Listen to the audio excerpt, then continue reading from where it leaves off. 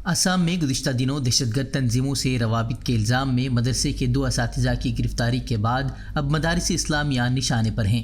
आसाम में अब दहशतगर्दाना सरगर्मियों को रोकने के नाम पर मदारिस इस्लामिया पर बुलडोज़र चलाए जा रहे हैं।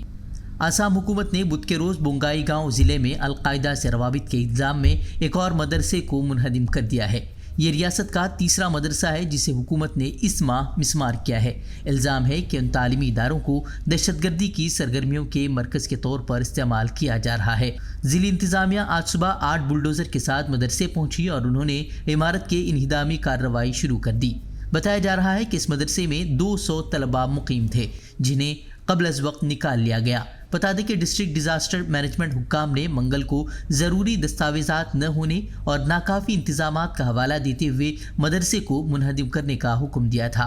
बता दें कि आसाम के वज़ीर आला हेमंत बिस्वा शर्मा ने हुकूमत बनते ही सरकारी इमदाद याफ्ता मदारिस को बंद करने का हुक्म जारी किया था। वहीं गुज़िश्ता दिनों ही वज़ीर आला ने बयान भी दिया था कि मदरसा दहशतगर्दाना सरगर्मियों को अंजाम देने का एक मरकज़ बन चुका है। वहीं इससे कबल भी मदारिस को लेकर मुतनाज़ा बयानात की वजह से वज़ीर आला हेमंत बिस्वा शर्मा सुर्खियों में रह चुके हैं। आपको बता दें कि बीजेपी रहनुमा और हिंदुत्वादी तंजीमें माजी में मदारिस के खिलाफ बयान देती रही हैं और उन्हें दहशतगर्दी से जोड़ने की कोशिश भी करती रही हैं और अब इस तरह मदारिस को बुलडोज करने की कार्रवाई ने मुल्क में मदारिस को लेकर एक और नई बहस छेड़ दी है।